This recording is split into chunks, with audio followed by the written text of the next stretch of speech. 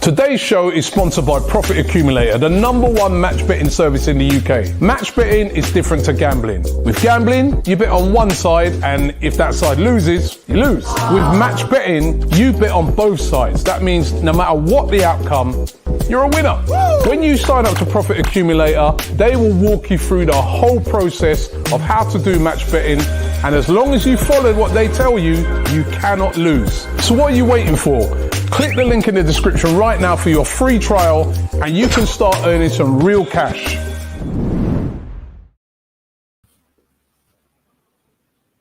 Oh, have we lost Cecil for a second? I thought we might have. I think you guys were with me. Guys, just let me know in the comments if you can hear me. I think we might have lost Cecil for a second there. Hi, how you guys doing? I think it's just me here with the stats preview show. Yes, I think we've lost Cecil. How are we, guys? Well, that was a bit of a shock. I don't normally open these shows. So, hello. Just let me know who you can see speaking right now. Yes, it must be me because now we've lost Cecil. All right. Hi, everyone. How you doing? We're here for the stats preview show of the Villa game. Now, this is, yeah, okay. Thank you, Sam, for, yeah. Thanks, guys. This is hilarious. Yes, all right, fine. You can see me and not Cecil. Fine. Okay. Yes, we lost Cecil. Thanks, guys. All right, we're here to preview. Well, I'm here to preview the Villa game tomorrow. Looking at some of the stats, some of the numbers behind the game, what to expect from them. It's going to be a really interesting one. I think we've got him back. Should we bring him in? Here he is. Oh, I'm so sorry. Are you all right? Oh, the Wi-Fi. Yeah, I don't know. It's a pain. But listen, good morning, everyone, or good afternoon, good evening to wherever you're watching from. Hey, James, thank you. I'm sure you handled that perfectly fine. I don't know. I stood there just going, am I live? Yeah, I apologies, everyone. Apologies, team. Yes, as you said, we've got loads of things to get through. It's the Aston Villa preview show. Hope everyone is well. Hope everyone's okay. It's a big game tomorrow. It's something that love that little swap around. Thank you. Back into my spot. Just want to say, obviously, we've got playing Aston Villa again. If you guys don't remember what happened last time, I'm not going to throw back your minds too much because it's quite painful. We got absolutely bopped off the park with a 3-0 loss, but we're hoping we're hoping to not make it a double. We want to get the win, change the story, change the narrative. Wolves kind of kept their narrative against us, so I don't want this to be the Wolves game, the start to a bad run, which happened way back, if you cast your minds back to, I believe it was November time. So yeah, but I hope, James, how are you? I'm sure you did a little intro now. Yeah, good. I'm ready to I put that Wolves game behind me now. Finally, there was a proper hangover from it, but I feel all right now. I feel ready to just move on. I think I can't sit here and honestly say with my heart on my chest that I didn't think we could do much in the Premier League this season and then get disappointed when we lose a game that we've actually played well in. Do you know what I mean? Like, yeah. Eventually I've got to say, look, the performance was good. We're slightly unfortunate. We're very unfortunate. And we move on, you know, and maybe we see where we are in 10 games time and I start worrying about the league again then. But yeah, I think even in our last stats preview show, I made the mistake of bringing up the league table to see, well, where are we? What can we start looking at? And it's like, James, shut up. You know, it's James, bro, I was screaming 3-0. Don't worry about it. You were. It's true. Yeah, so listen, it is what it is. Our humble pie on that, but yeah, some stats to break down here. And guys, by the way, there's a lot to this game in terms of numbers and stats and everything. And I think we've purposely left a good chunk of it for the build-up show tomorrow because it makes some great analysis on this. And we've not come here with bear with nothing to give you, but do tune in tomorrow because there's a lot of good stuff to go through as well. Definitely. I want to echo that just quickly before we go straight into the stats. That we got the stats for you guys and the fun facts, I like to call them, that you can tell your friends and whatnot. But we have saved a big portion of our information for tomorrow's game for the pre-match build-up show. So yeah, there's certain info that ties better for certain shows, and I felt that before the Wolves game, a lot of the great stats were numbers based, but I think there's something that goes really nicely in the build-up show tomorrow. So yeah, that is why, guys. And also, this is a live and you guys get the opportunity to chat to us about it and give us your questions or whatever. And yeah, it's a little bit more interactive. So right, should we get into it? Yeah, let's go. Cool. Right, let's do it. So, these are your fun facts, Cecil. You took responsibility for these ones for this show. So, feel free. Are you all right? But sorry, this is a terrible start for me this morning. There we go. Can you? I'm there. Like, Cecil, do you want to read your stats? And you'll just. Okay, yeah. Apologies, guys. Can you hear me clearer now? I'm so sorry. My mic wasn't plugged in. Had a terrible start. Oh, was it not? You sounded good. No, my mic wasn't, but it now is. I'm happy. Let's start with yes, the fun facts. Let's do this. This is what live's about. This is what live is about. Like we said this last time in our pre-match build-up show. You're live with us. There's no backroom staff. There's no in-ear plugs. There's no runners. Yeah, very true. No, All right, cool. Let's do this. Let's go through them.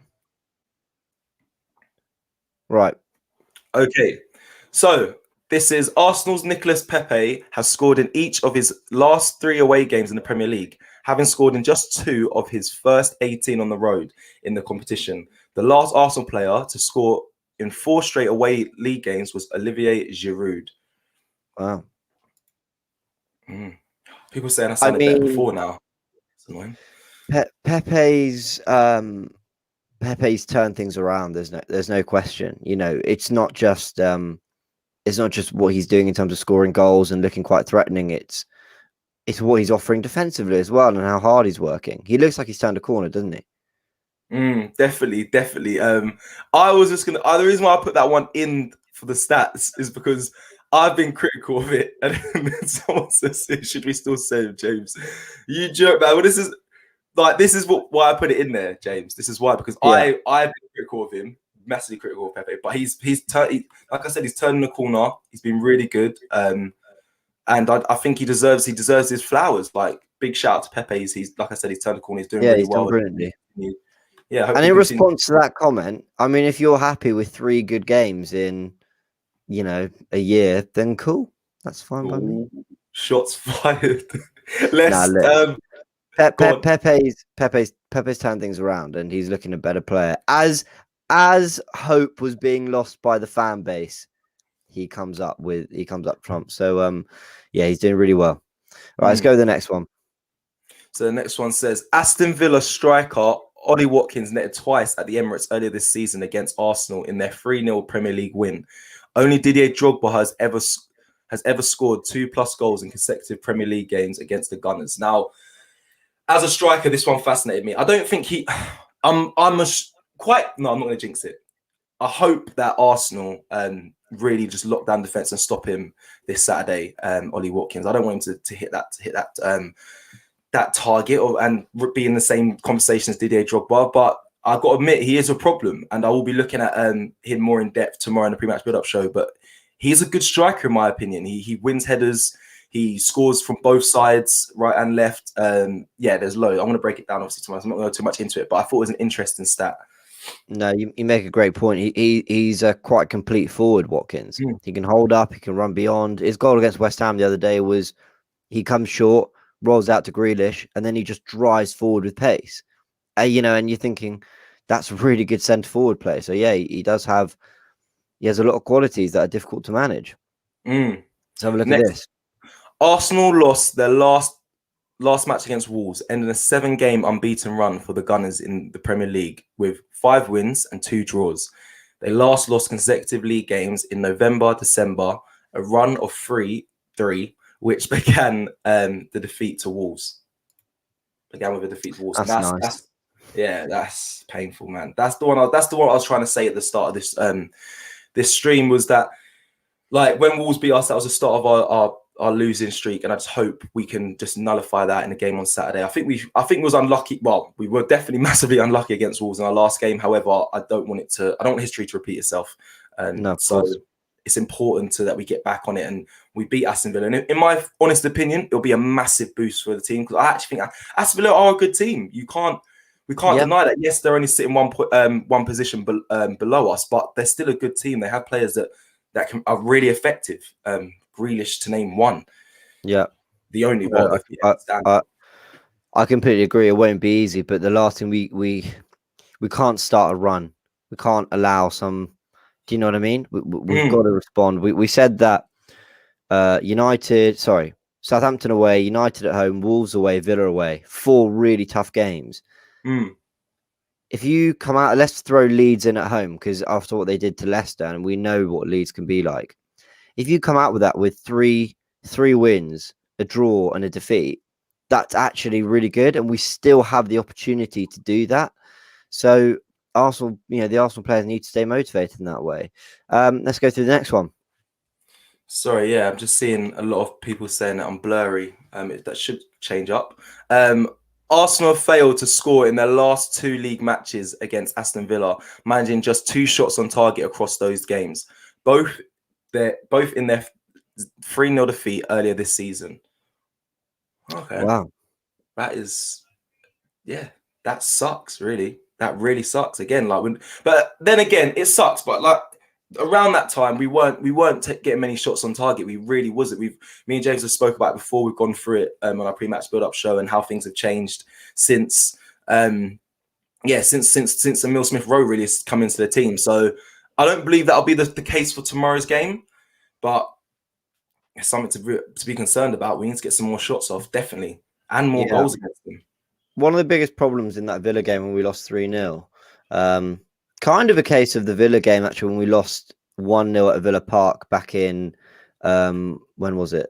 Well, Project Restart, so end of July or something. One of the bigger problems was that we'd found a back 3 system that we felt was winning us big games. But the problem was with that back 3 was it was designed to beat a Man United, and it was designed to beat a Man City in a cup semi-final, but it wasn't designed to break down a pretty stubborn Villa side who have good centre-backs in Konsa and Mings, and then they're protected by Douglas Luiz. And so actually since then there's been a change of formation and system. So I'm interested to see how that does against Villa and whether we cause them more problems with it. Let's go into this final one here. Oh, wait, hold on. Yeah, I'm just going to take some... No. Bear with me. Aston Villa have lost 4 of their last 6 Premier League games with 2 wins, as many as they had in their previous 18 in the competition. 10 wins, 4 draws, and 4 losses. I mean, so then... Go on, James. Break that one. That is something I wanted to look at in a little bit more detail actually in a couple minutes. Okay, we'll get there. Yeah, that's just something I want to say. They're not in great form at the moment, and I think we can attack a team, and we can keep their confidence low. Hopefully tomorrow, because we're as much as we didn't beat Wolves, I still think we're on the up, regardless of the way the team's playing, the way the boys are gelling, the way the confidence we've been playing with is definitely on the rise. So I think it's a perfect time to kind of I feel like we're on the up too. When they're down. I'm just going to pop up this super chat from AMR. He says 1 plus V in the game. 1 positive. Smart in the game against Wolves is that we only conceded 2 goals with 9 men. Solid defense. Southampton conceded 9 against United. Arteta for the win. It's a weird positive, but it is a positive. Yeah, it definitely is. It's something that I remember saying that Helen did say in her fan cam that that's a positive you can take. We kept the score down, and I was quite like, I guess. But then after watching United game, you're definitely right. It's definitely positive we can take. So hopefully, like I said, we're playing well. We were playing well, so we've got to keep going in this steed. Right. Yeah, agreed. Let's bring up this last one. Aston Villa haven't completed a league double over Arsenal since the first Premier League season in 1992 to 93 under Ron Atkinson, winning 1-0 in both games. Yeah. Boy. That's let's not go back to that. Boy, the start of the Premier League, that is mad. Yeah. I know. Well, our record against Villa is a weird one over the Premier League years. I sort of remember them under Martin O'Neill being a real bogey team. We just couldn't beat them. And then they've done a job on us at the Emirates quite a few times. But then sort of before they got relegated a few years ago, we really had the upper hand on them quite regularly. So funny side, Villa. You always feel they're a bit of a sleeping giant, and that actually they were due this kind of moment where they got in some good players and it clicked, and they have Grealish and all. But yeah, well, look, thanks for the fun facts. Should we take some questions before we go into some of the other stats? Here's one. Yes, I do. You do, yeah? Yeah? Yeah, I do think he should start. Smith Rowe is very good against Wolves. I think he was underratedly good, actually. I thought he was quietly doing some really, really great stuff. But I think he deserves the rest. And what do we sign Odegaard if we don't feel comfortable he can play against Villa away? Yeah, 100%. Seriously. So put him in. Yeah, I think we wanted Odegaard to start against Wolves. If you remember back to it, James, we were saying, yeah, why not throw him in? Obviously, it didn't happen, but I think you're right. When do you play him? I actually think he would have had more of an appearance if it wasn't due to the red cards. He would have been brought in a bit earlier. Well, he didn't get brought in at all. He would have been brought on. But yeah, hopefully he does start tomorrow. I'd like to see him start. Thoughts? Oh, did you see this? Yeah, I did. Yeah. Yeah, this what are one. your thoughts? Bro, I was just like, how? Like, what? Well, it just kind of it puts in place that like they're going to stick to this rule. In my opinion, it means it's not going to change, because if they're not going to change it, then if they're going to change the rule, then they would say, okay, yeah, fair, we'll rescind the red card and whatnot. But they're still maintaining their stance, and it means that they're not looking to change it. I'm sure they believe it's correct. I think they'll keep it till the end of the season. Yes, there's been many changes in rules, even though we have VAR and everything already this season. But this one, it wouldn't make sense to change the rule if they're not going to change their stance on the red card. If you know what, do you agree? So, there was uproar, and I'm going to try and bring a little bit of like calm to the storm. Okay. The disgrace for me is that the rule they applied to give him a red card is a joke. And the second thing is that I think they applied it incorrectly. So I don't think he made a challenge, and therefore I don't think it should be a red. I've said that 1,000 times since that match here on AFTV. But they were never going to overturn it. And the reason they were never going to overturn it is because the referee... Let me put it this way, because the referee and the FA and the bodies involved have what they would deem enough evidence of a correct use of a rule that led to a sending off in a key moment of the game. Now, if they rescinded the red, they would be admitting that their rule was wrong, or that it was applied incorrectly, and that B, the officials cost Arsenal the game. Because there is no question, absolutely no question, that Arsenal were by far the dominant side, by far the better team until the red card and the penalty. So it would take a huge admission from the FA to overturn it, and they feel that they've got enough evidence to not. And I'm not saying it's right, but I kind of get why they think that. But with the Bednarek one and the Martial one, the difference with that, and I heard, I'm not going to say his name, I heard the guy on a broadcast channel here in the UK trying to explain it yesterday after the Chelsea Spurs game. And the explanation was borderline disgraceful. Like, just shut up. You're making it up as you go along. This is actually embarrassing.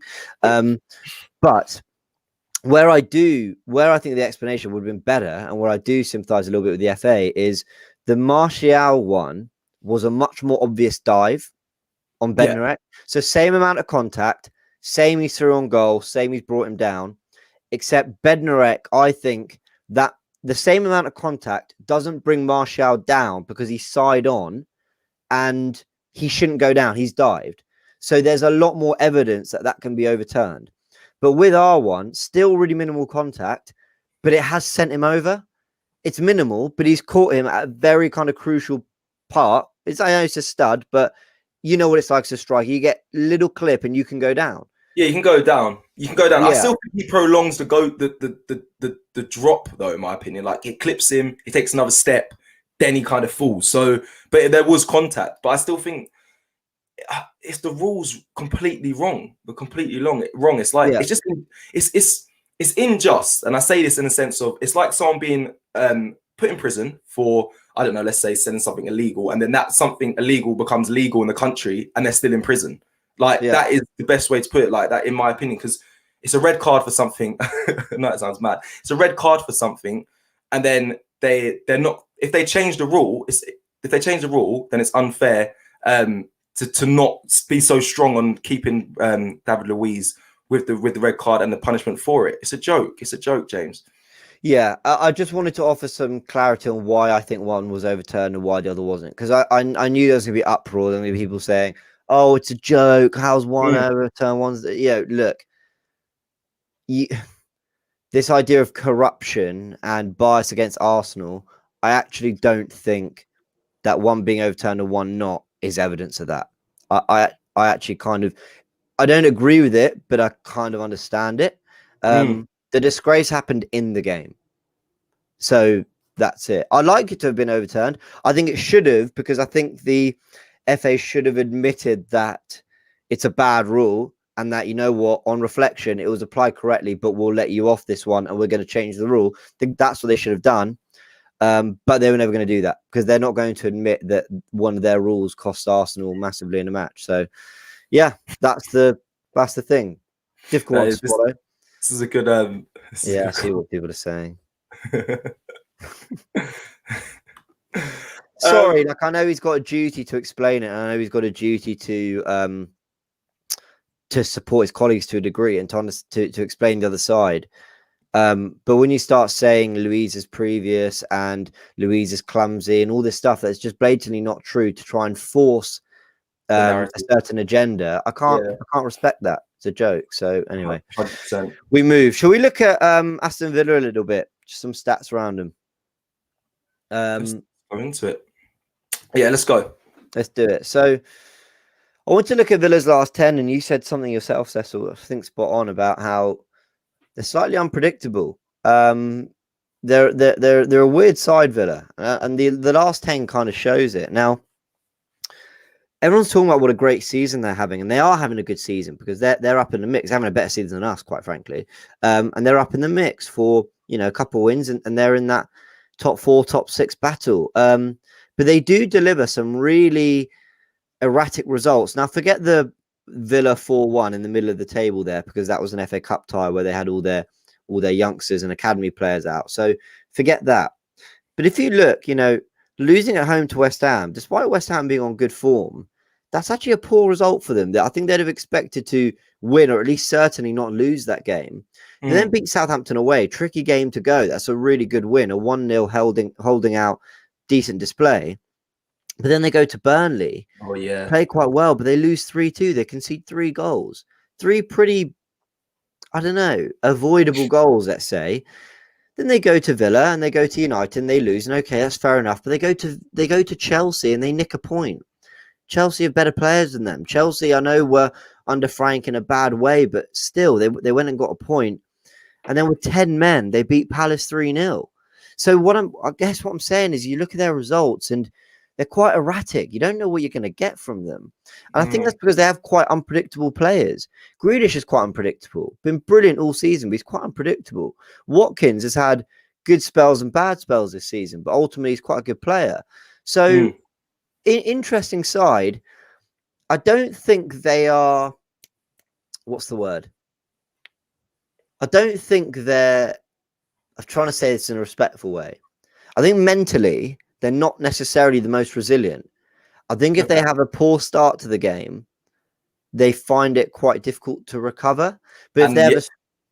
So I was going to say, the stats fully back that, James, by the way. Yeah, they do. But when they have strong starts, I think they feel themselves and they're confident. And actually, they can be a real nightmare to play against. Now, I remember when we played them at the Emirates. I know we lost 3-0. I know we were bad. And I know they were better than us.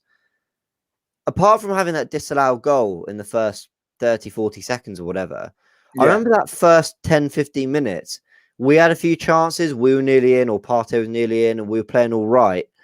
But once they got the goal, we couldn't really deal with them. And I want to bring up this stat here.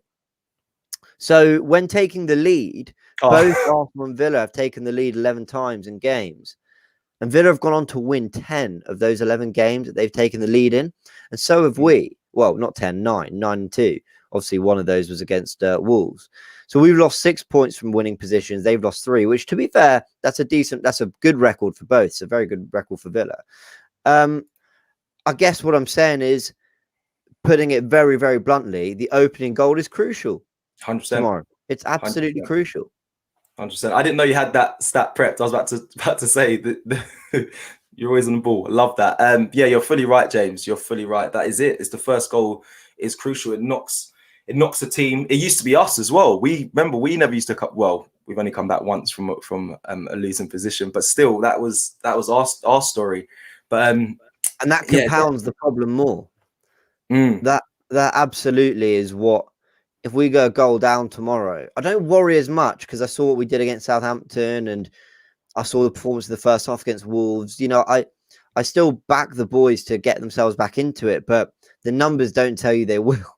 Yeah. Right. So that's where I guess, and Tyrone Mings and Konsa are good centre backs. They're quick, they're athletic.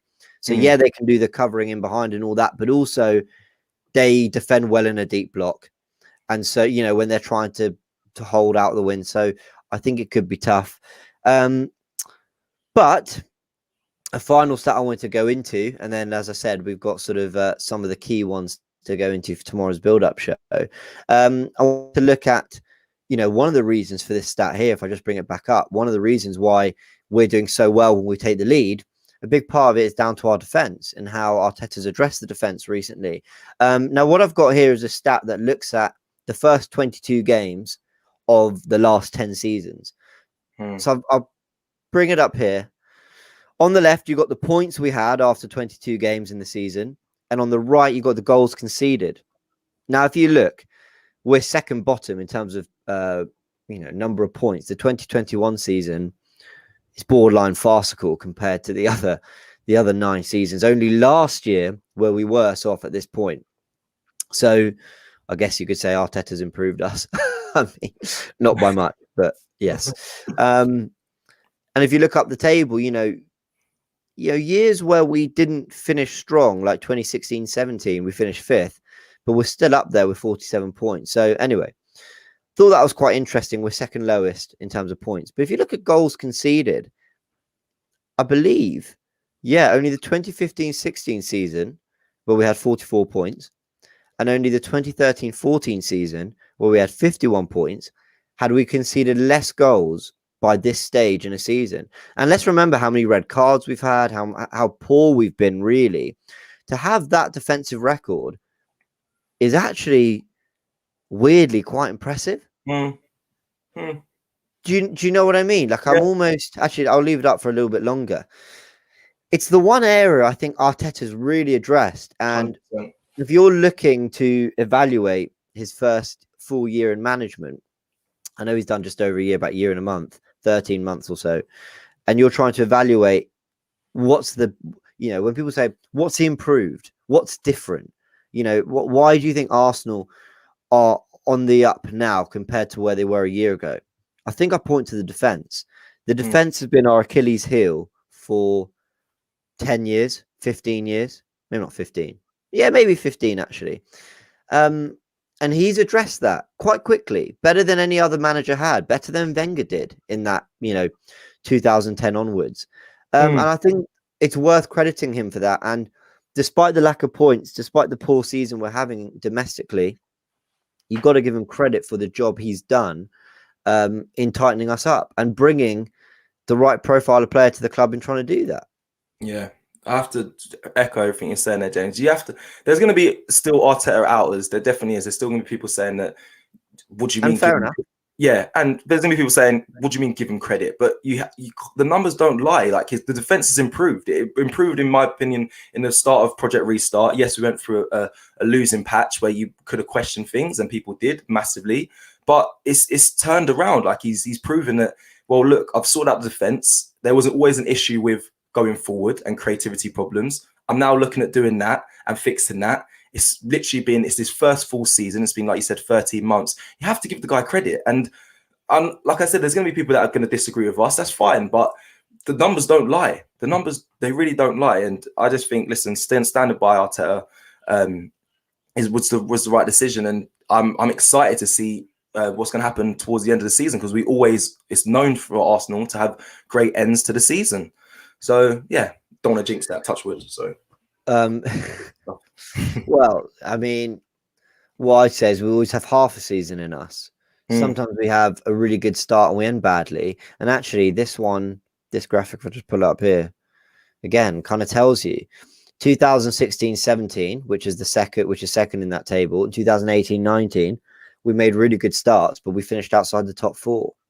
So, even 2017-18, you can see there an okay start, not great, an okay start, and we finished outside the top 4. So, we kind of have half a season in us. We either start really well and end badly, or we start badly but we end all right. It's kind of been a figure of our club. It's the reason why we've never won a title since 2004, because for maybe 5 months of a season we've looked like title winners, but for the rest of the 4 months or whatever, we haven't been at that level. And that's kind of the weird thing about us. We normally save it till the end of the season, where we're going to the FA Cup semi-finals and finals and pick up trophies. Well, we do that. Yeah. I mean, you don't win trophies without having something about you. I think that's what people forget about Arsenal sometimes. So yes, it's going to be an interesting one. I felt like you said something else I wanted to pick up on, but now I'm forgetting what it was. A good end to the season. He's been there 13 months. Defense, they've got the moving forward with the creativity problem. Oh, that was it. I was going to say, you're talking about the work he's done on the defense and how he's going to improve us going forward with time. The best managers hone in on something and they get that to a certain level, and then they put the icing on the cake, right? If you look at, oh God, can't believe I'm saying this about Ole Gunnar Solskjaer, who, by the way, I still have serious questions about as a manager. Here we go. But he at first was playing a back 3. Well, not at first. He did well playing a 4-3-3 and whatever. But when things got tough, he tried to tighten it up. United were considered really boring. He tried to not be so expansive. But when he got Bruno Fernandes and Pogba was finding form and Greenwood developed and the missing pieces came together, you saw them starting to score goals and be more attacking and more exciting. He's a bad example, but he's an example. If you look at Klopp and Guardiola, both of them, the first thing they did was implement their press, scoring goals, attacking football, be exciting. If we outscore them, we're going to win games. And if we have that for most of the season, we're going to get points. And then when they kind of got to a point that actually, all right, we're scoring lots of goals, but it's not translating into wins, there are too many problems at the other end. Who do they add? Van Dijk, Laporte, Kyle Walker, Robertson, who, to be fair, they signed quite early on. Then you add the Alisson, Edison, right? Then you add the other blocks, and now defensively, I know Liverpool this season been poor, but for the 2 seasons before, defensively they'd been solid. Solid. And City too have the best defense in the league this year. So I think that's what it's about. It's about Arteta kind of doing it the other way around. It's about the defense and then going forward. But it's about building the foundations for one thing, and then you add the missing pieces. And I do think there is evidence of him doing that. 100%, James. James for gaffer, mate. That's what I'd say. Oh, thank you. Just going to put this up. Forever Football, DRFC. Respect AFTV. Got to interview Robbie months ago about Doncaster and Arsenal. You guys are wicked. Hope to see you in the Premiership in a few years. Oh, cheers. That's nice. That'd be good. That'd be cool. James, thanks for that breakdown as well on the managers. That is literally exactly what it is. I think he's working from the bottom up instead of from the top down. So, and I fully agree. And then once you get the balance within the defense and the attacking the forwards, then you start to look to having depth within your squad, which is kind of the stage of what Liverpool and Man City are at. I would say Man City more because obviously Liverpool had lots of injuries and it has affected them. But that's what we aim for. That's what they're what we're aiming for, really, the next step. So yeah, very true. Well, it's gonna be a fascinating one. It is. Are you confident? Are you confident for tomorrow, James? Guys, people in the comments, are you confident? We're going to get some score predictions in. I'm not going to give my score prediction because I've learnt my lesson. But how is everyone feeling for tomorrow's game? Because that's the thing. They're a problem. Do you know what? I wouldn't call it confident. I'm not confident of a win, but I'm confident they'll come out and show some fight. Yeah, I do. I think we've got a better mentality in the squad. I think we've got a better system. Yeah, I do. Okay, so we've got people saying Arsenal fans saying 3-1 Villa. Okay. Leo says, fair though, it's just not feeling confident. That's fair enough. 2-1 says Leo to Arsenal. 3-1 Arsenal. 2-1, 3-2 Arsenal. People say I'm going to lose. Oh, my bad. Someone says I'm going to lose 3-1. Yeah. All right. Cool. I think that's enough for the results and the predictions. I'm going to quickly just wrap this up and say thank you, everyone, for tuning in to this morning stats preview show. We will see you again tomorrow, I'm sure. Make sure you stay tuned for the pre-match build-up show and the watch-along and the aftermath, the starting 11. It's all there for you tomorrow. Make sure you guys get involved. Thank you for riding with us again today. We'll see you soon. Have a great Friday. Today's show is sponsored by Profit Accumulator, the #1 match betting service in the UK. Match betting is different to gambling. With gambling, you bet on one side, and if that side loses, you lose. With match betting, you bet on both sides. That means no matter what the outcome, you're a winner. When you sign up to Profit Accumulator, they will walk you through the whole process of how to do match betting, and as long as you follow what they tell you, you cannot lose. So what are you waiting for? Click the link in the description right now for your free trial, and you can start earning some real cash.